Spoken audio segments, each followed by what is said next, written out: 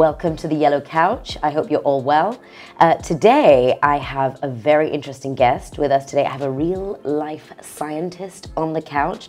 We have with us none other than Dr. Arthur TUDA, who is the Executive Secretary at WIOMSA, which stands for Western Indian Ocean Marine Science Association. Real scientist, I repeat. So welcome to the couch, Dr. Arthur TUDA. How are you doing today? I'm fine. How about you? I'm great. Thanks for asking. Thank you for making time to be here today to share with us on your experiences and your leadership journey. So I'm very, very excited to learn about the work that you do. Maybe could you give us a little overview of WIOMSA? What do you do? What's a day in the life of you and your team? Yeah, thank you. So WIOMSA is, as you say, a science organization or a science association.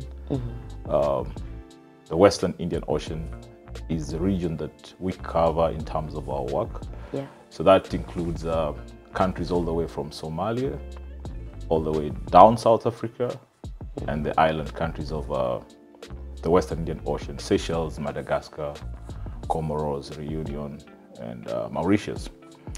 So WIOMSA brings together scientists from all these countries to support the educational, the science part, and the technological part of the marine environment. So basically, we come together as scientists to build more understanding of our ocean. Yeah. This is an association like no other because it is made up of experts who've come together, who have a common goal, and have a common aspiration about understanding our oceans. And not just understanding our oceans, but providing the knowledge to governments, to policymakers, to be able to make good use of our oceans and to preserve them for the future. So we bring together diverse expertise, oceanographers, fishery scientists, marine ecologists, community workers, deep sea scientists, name them. I mean, marine science is so broad. Yes. And we are a membership of about 1,000 scientists. So it's a huge association. So WIOMSA basically is a center that holds them together so that we can work in a more coordinated way and also harness our different skills and expertise for the benefit of the region and of our countries. So our association headquarters is in Zanzibar. We've been there close to 30 years now. Oh, wow. Okay. Yeah, when it started, it was a few scientists, maybe 8 to 15 scientists, way back in 1993. And these were the people who had the initial sort of vision of where the region wants to go as scientists. But then you can see 30 years later, we are close to 1,000 scientists. Wow. So WIOMSA has grown big, and yeah, we're excited about the prospects into the future. I think we're going to grow even bigger as we get more interest in marine sciences in the region. Yeah. Wow, fascinating. So when you talk about this network, this association of scientists, what sorts of things are you discussing together? How do you kind of share your knowledge with one another? Yeah, so as I said, we are an organization that brings together expert scientists as individuals, but also as institutions. So our membership also includes corporate institutions like universities, NGOs, and other organizations that have interest in marine science. When I talk about science, marine science, it's not strictly in the nature of, the way you understand a scientist, but we also incorporate in our membership governments as well, government institutions that have got a stake in ocean matters. So basically it brings, I must say, it brings policymakers as well into science. But again, you'll find scientists who are also in policy. So it's a kind of mix. So how we come together is we have different forums where we come together. For example, we have a scientific symposium every 3 years. Okay. That brings together all the scientists to present their work. We're having the next one in October in South Africa. And we are expecting to have over 600 scientists presenting on their different work. So that's one forum. The other, of course, is we fund joint research programs. So different scientists and institutions can come together, design a project, and work collaboratively on that project. So that's the way we come together in research, in meetings, in workshops, in congresses. We participate both locally and globally. Like 2 weeks ago, we were at the the UN Ocean Conference in Lisbon. Yeah. And most of the scientists from the region were present at the Congress. And so this is the forums where we meet and also air our views on different subjects. Yeah. But also learn from other scientists from other places as well. So those are just examples of how we network. And of course, in this current age of advanced technology, we even meet more online and discuss different topics. We meet in the field when we do our research project. So I mean, it's a diverse community, but we have ways of connecting and sharing knowledge and information. Very interesting. Yeah. I imagine having or influencing policymakers and governments is definitely an interesting space, and probably brings about a lot of debate in these forums that you have. What's kind of the jurisdiction of WIOMSA as an association? How far can you push through or influence policy from your perspective? Yeah, so how far we can go is, I don't know, but we get very far sometimes to shape decisions, both nationally and in the region. Yeah. But we also work, we use existing government frameworks to communicate our information. In the region, we have what we call the Regional Seas Program and the Nairobi Convention. So this is a convention that brings together governments of the region. And under this framework, WIOMSA also participates. So we sort of work with governments when they have such kind of arrangements. So we fit into those kind of arrangements to be able to disseminate the science that we want them to know about. But also we organize meetings together. So we have what we call the Science Policy Platform. Okay. So this platform brings together scientists and policymakers, and scientists will present some topical issues, but also policymakers will also, bring out the what you probably call the needs or urgent matters that require some advice. And in these interactions, enhance communication between scientists and policymakers. So definitely. Influencing policy is not a very easy thing, definitely not. But I think, the way you can shape policy in many ways by, disseminating your information in different formats, not just through science papers, but also in other forms of media. So as WIOMSA, we also use not just the formal science communication, but we also use platforms like social media. Platforms like these are very good for communicating science. So if there was an issue, maybe that people are interested in, I would come and talk about it, for example, or we would invite another scientist to talk about it. And this way it reaches a wider community of interest.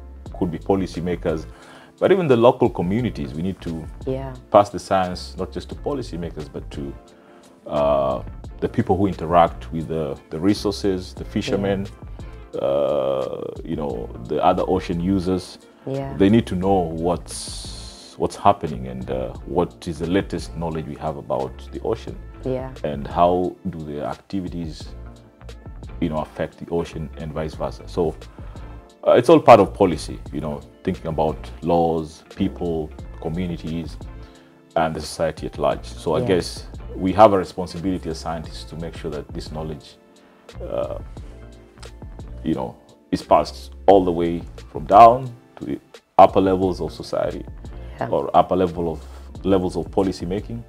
Yes. Yeah.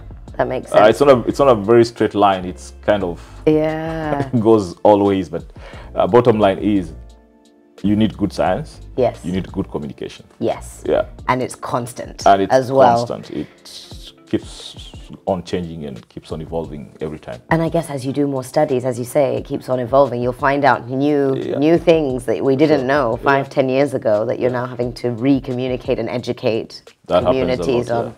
Wow, very interesting. So what percentage of your life do you spend in or on the water, out in field, as you call it? Well, now not so much like before. When I started as a scientist way back 20-25 years ago, I spent most of my time in the ocean. I was my first job in the ocean realm was as a marine protected area manager, what we call marine parks in Kenya. Yeah. I was a young officer then in charge of a marine protected area in Kenya, and my daily work was in the ocean. So you get dressed, when we're getting dressed for work to go get in the car or wherever, or taxi, and to go to sit at our desk, you're putting on your swimwear, diving kit. Exactly. If that's what it's called. I get out at sea and I do patrols. I check out for, activities that are allowed, those that are not allowed. So basically law enforcement. Yeah. But also investigating different things, research work, checking the state of corals, mangroves, seagrass, fish. So that was my daily kind of work, which I did for like 15 years. Yeah. Now I'm more into administrative matters. So I only spend, some time out at sea. But it's what I do. So every time I get an opportunity to be out there, I will quickly grab it and go and enjoy time at sea. Yeah. Yeah. And how long is the longest you've been out at sea? For like maybe a research project or something? Well, it's days. I don't recall how many days, but I've been on a research vessel, for example. And when you go out on research vessels, you can be out there for like a whole month. Wow. Yeah, because it's like a moving laboratory. Yes. But that was way back in 2009. Okay. I was part of what you call a floating university. Cool. So it brings together students, maybe master students. At that time, I was doing my masters, and you have the opportunity to go and do research out at sea and work with colleagues and experts. So I guess that's probably the longest I've been out at sea. Yeah. But on a day-to-day basis, we would go out for a few hours, 4, 5, 6 hours, which is also rather long. Yeah, it is considering it's a long day. Yeah. So how does one apply to be on the floating university? Or is this part of a network or an association? Yeah, it's offered by some institutions. It's not something that we have in the region. So these are special kind of arrangements made by research organizations. Most of the time they're from outside the region. Yeah. Just last month we had one sponsored by the government of France, where the students were moving from a Reunion to Mayotte to Mauritius, covering the island countries, and WIOMSA supported about 6 students to be part of that floating university. So it happens from time to time, and when these opportunities arise, what WIOMSA does is that we put it out there for people to apply. Yeah. And then we pick the best students who then get the opportunity to be part of the floating university. And usually we target masters and PhD students who are already enrolled for their courses. Okay, wonderful. And taking maybe courses related to marine science. Yeah. Yeah. Okay, great. Good to know. So keep your eyes peeled, guys, for a floating university opportunity. I just want to take us back for a minute to kind of policy, influencing policy and development. You mentioned you're based in Zanzibar. Right. And interestingly, I think it's very topical here because a lot of the kind of conversations and messaging that we're hearing from the island of Zanzibar as they're going through a wave of lots of economic growth and development is this talk of blue economy. I think it's probably a big strategic pillar there. So I'd love to hear from you and your perspective on, you know, how and what is blue economy and how does it contribute to economic growth? And maybe kind of the flip side, how can it possibly bring some challenges to our planet and the environment? Big question. Big question. Yeah. Well, blue. Blue. Blue simply is ocean. Yeah. All right. So blue economy. So in simple terms, it's the ocean economy. Yes. Harnessing the ocean for economic gain. Yes. Basically utilizing the resources of the ocean for economic development. But at the same time, taking care of the environment. So the blue economy concept is not just about economic growth, but it's also making sure that the environment is well preserved, because the economic base, I mean, the base for this economic growth is the natural system. Yeah. So you must preserve the fisheries, you must preserve the corals, you must preserve the seagrass areas for this, to realize this economic benefit. So it's a kind of a sustainability angle. Exactly. So it's a sustainability angle, and underlying all this is a sustainable ocean. Yeah. Okay, that regenerates and supports the economies of different countries. Yeah. You know, into the future.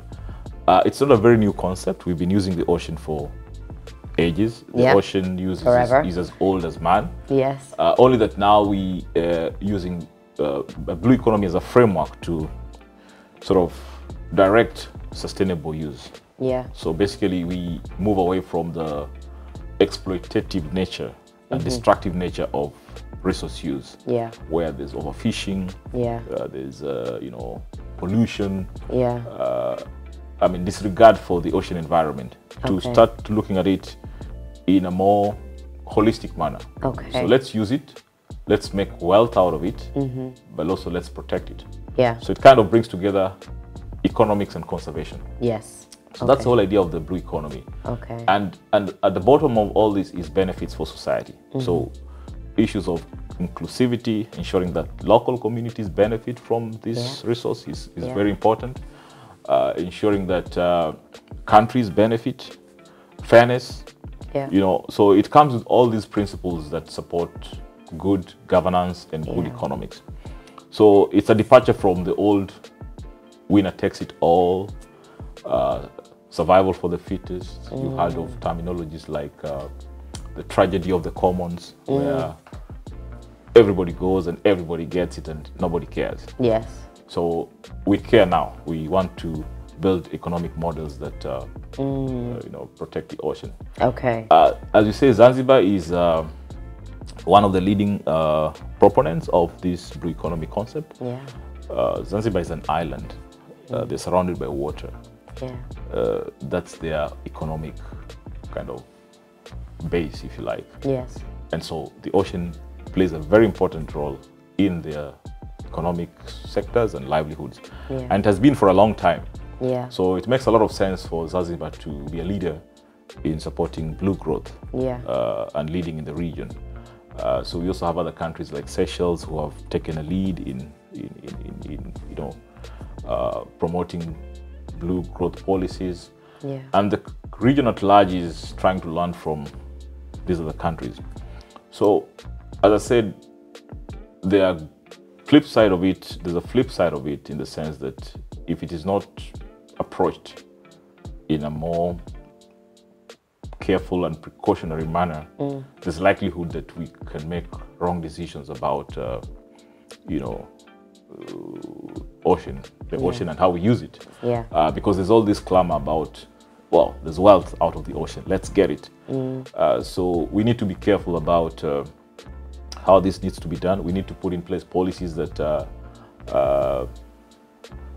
can support both economic and environmental sustainability. So I guess underlying all this is good policies that, you know, sort of direct the way we use our oceans. So we don't over exploit these resources. Yeah. So just so we can close off on this so that everyone is truly aligned, just because I'm only still learning about this. Blue economy, can you give us some examples of what this is? Fishing? There's fishing. What else? There's shipping. Shipping.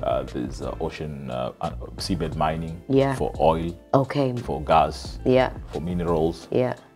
There's tourism. Tourism, of course. So just tourists coming to your island, enjoying your ocean, that's blue economy. The marine parks offer dive sports. Right, okay.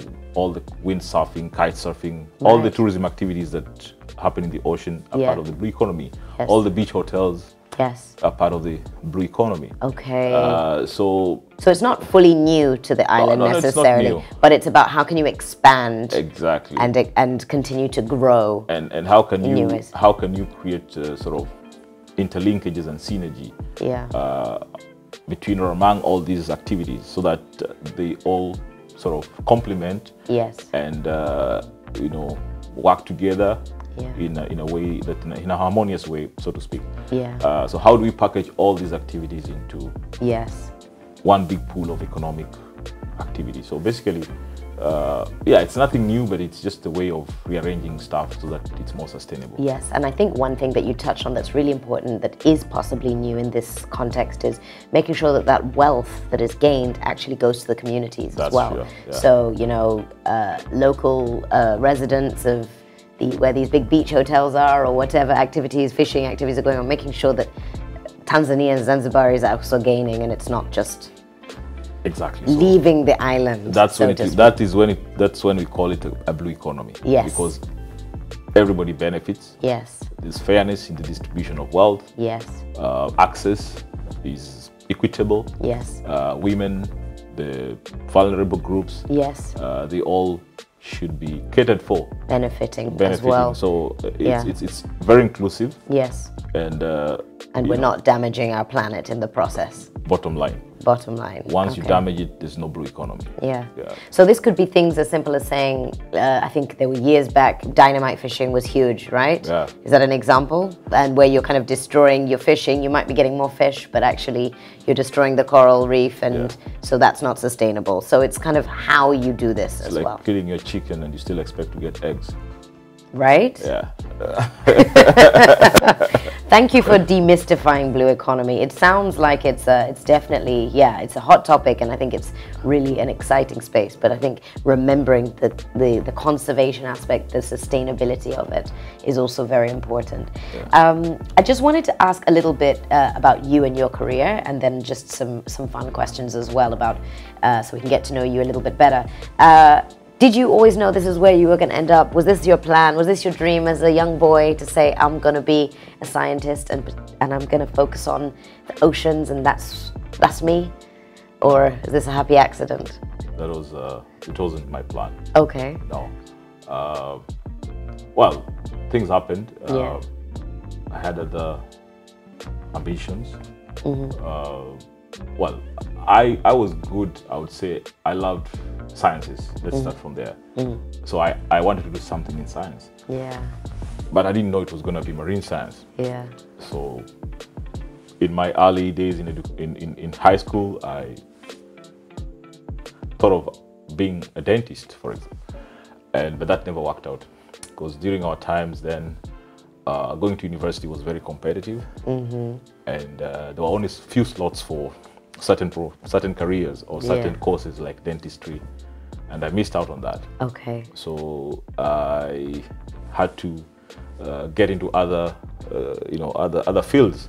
So I ended up doing a science course in fisheries. Okay. In Kenya, in Moi University, and that began. That's how my journey into being a marine scientist began. So it was, I would say, not planned, but it turned out to be good. Yeah. It turned out to be good, and from there I went and did my master's in marine and coastal management, which again was a new field, and then my PhD now in marine science. Okay. So I've been growing in that field, and of course, a big influence of that of my career path was my first job. So I ended up in a marine protected area as a warden.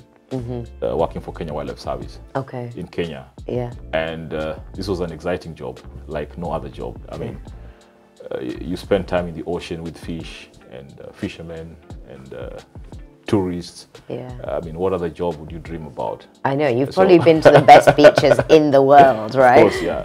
Yeah, so my first job was a great influence in what I'm doing now. Yes.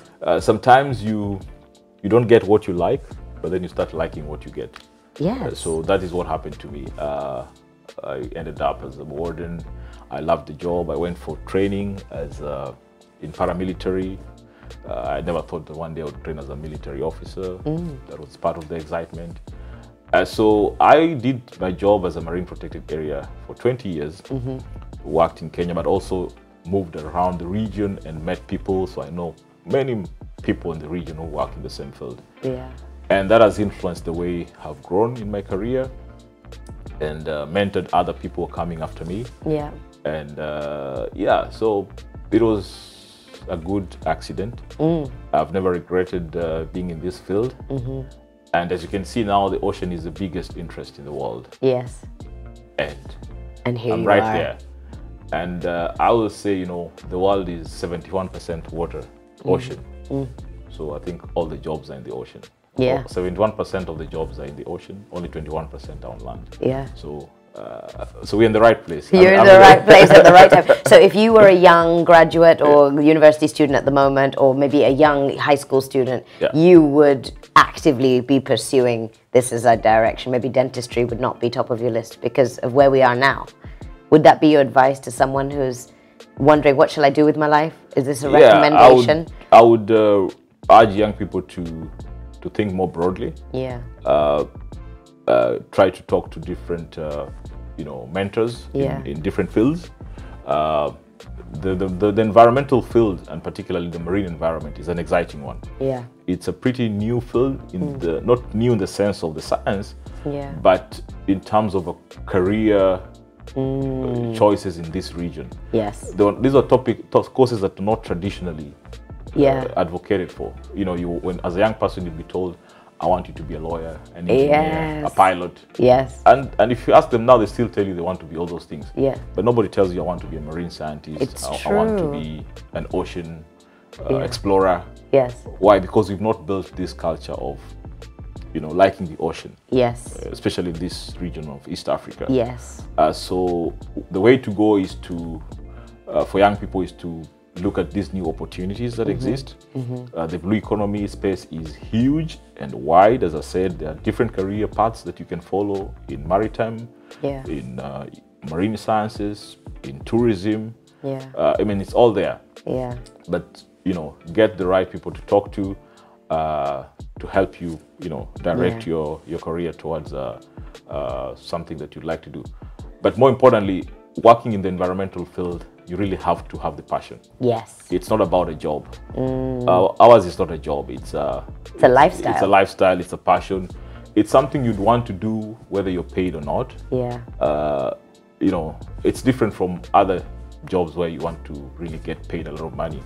Ours is more of a calling. Like, I really want to be part of nature. So you must have that link, a strong attachment with nature. You must love it. You must embrace it. Otherwise, you'll struggle to, you know, to enjoy what you're doing. That makes sense. So don't just jump into this because there's an opportunity. You really have to be well connected with, you know, with the nature. You must love it. You must have a passion for it. Someone that wants to be outdoors, wants to have an impact, and wants to and you don't want to spend all your time in the office. Yes. You know, and it's not a very easy world. You know, you have to. You're not just lying on the beach. No. I mean, when I started my work, I was not even a swimmer. Wow. Right? I wasn't.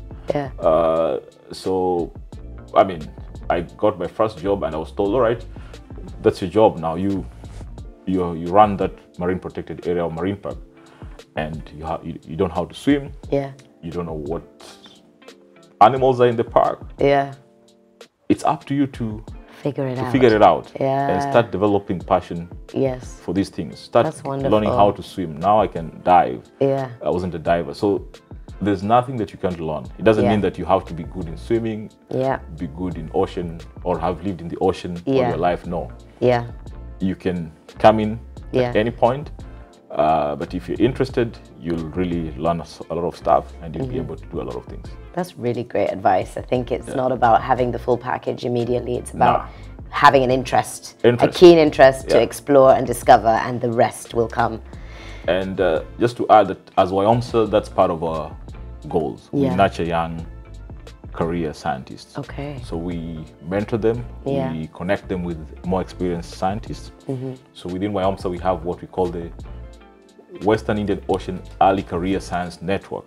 So it brings together early career scientists in the region who have their own discussions, their own space to talk about their career pathing and growth. And we as WIOMSA offer the support base and connect them to other more seasoned scientists.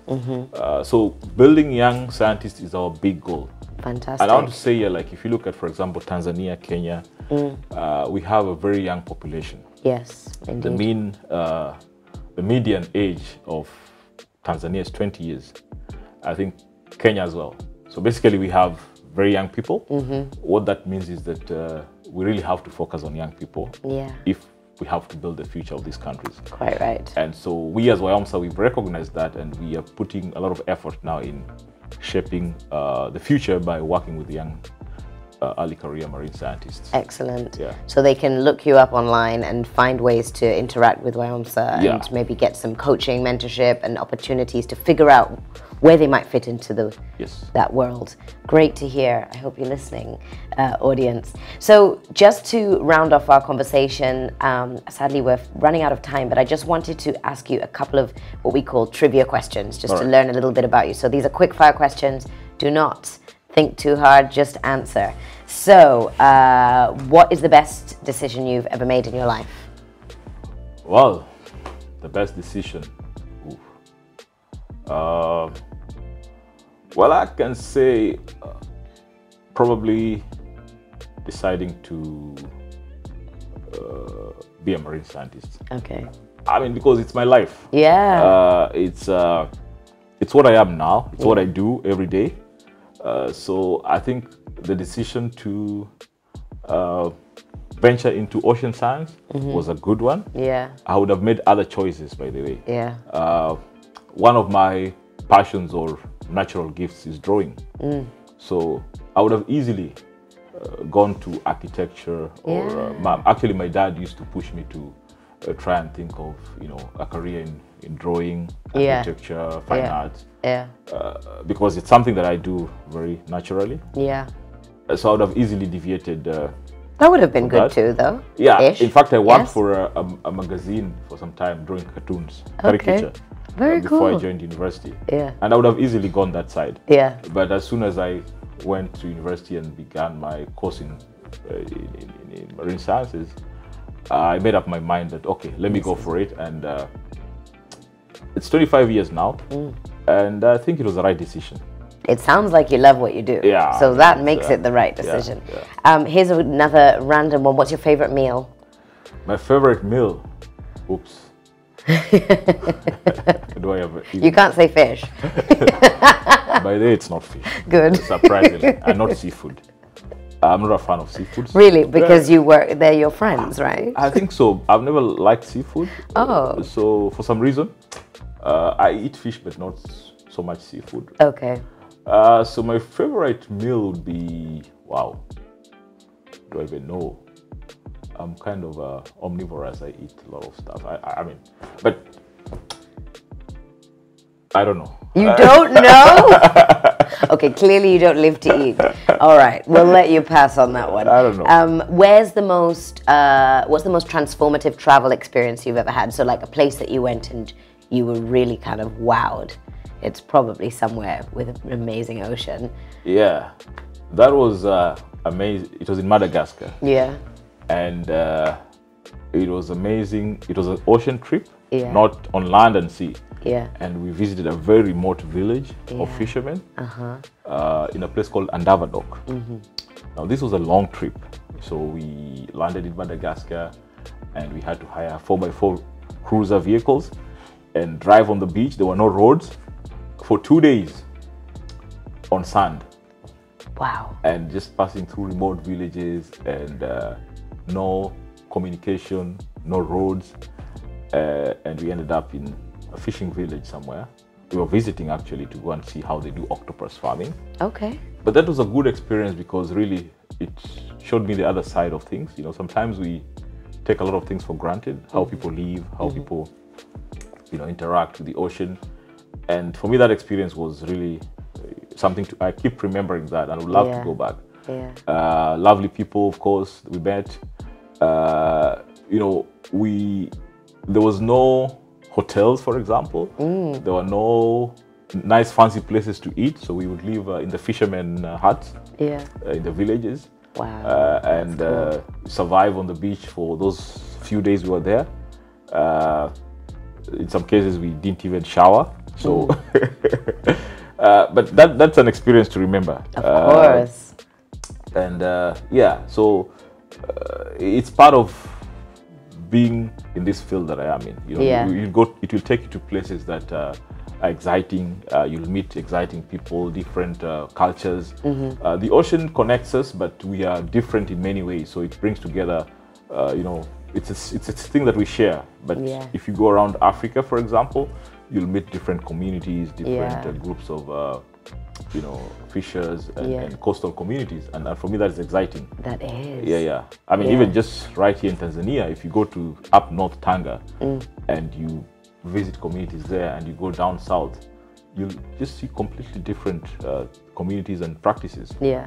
And that's exciting. It is. So that particular trip is one to remember because it was challenging, it was tough, but it was also fun. And something to learn, and learning opportunity. Exactly, yeah. Wonderful. Well, I feel like we need another Yellow Couch session to talk about more and more. This is such an interesting topic. I'm sure we'll invite you back again. But thank you so very much for your time, for being here to share your story and your experiences. And I'd just like to leave you with the final word. So if you could just give our viewers a little piece of advice, or, you know, an experience share, something that you think you would have liked to have heard maybe early on in your career or during your career that would help to guide you. All right. One thing I'd like to say to particularly young, upcoming marine scientists, because that's what I am. I'm a marine scientist, and I started from a very, very young age, I would say, and I've grown in this field to be what I am today. And I have a message just to those who are aspiring to work in this field of marine environment, that it's one of those areas that is growing currently, and we would encourage more young people to take an interest in not just ocean matters but environmental matters. In the world that we live in now, we have what we call the Sustainable Development Goals. We're trying to make a sustainable world, and what is going to sustain us into the future is a clean, healthy environment, which includes our oceans. And I would like to call upon, you know, everybody, not just young people, but community and society at large, to think about our ocean as our livelihood and as our life support system. I mean, the ocean purifies our air, the ocean gives us food, the ocean gives us life. Well, scientists even say we came from the ocean. So we need to protect and value what we have. But an important point that I want to leave all of us with is that let us get connected to nature. You know, we are part of nature. And COVID came and taught us that nature is important. You know, it was a hard time. We wanted spaces where we could go and breathe fresh air. We wanted places where we could go and swim. For countries that experienced lockdowns, we were yearning for a space, open, clean spaces. And so I'm a believer of a good, clean environment. And I think everyone in this current society must put in their minds, first and foremost, to protect the environment. If we protect the environment, everything else falls in place rightfully. We'll have clean water, we'll have clean air, we'll have clean food, and we'll have clean minds. We'll have less visits to the hospitals, less depression, less stresses in life. The solution is all in nature. So let's protect our nature. Let's pay attention to the nature. Let's keep our environment clean. Don't throw litter.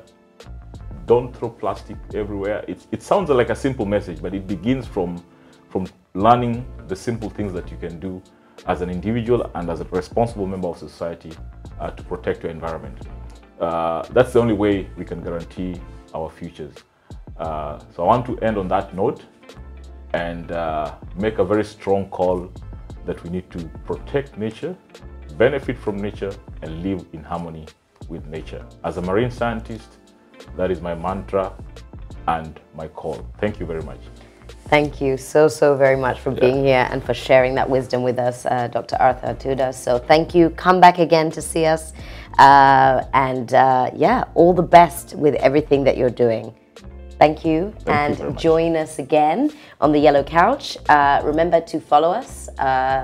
There's our website, www.empower.co.tz, and you can find us on Instagram, LinkedIn, Twitter, and our handle is @empowerlimited. Look forward to seeing you next time. Adios.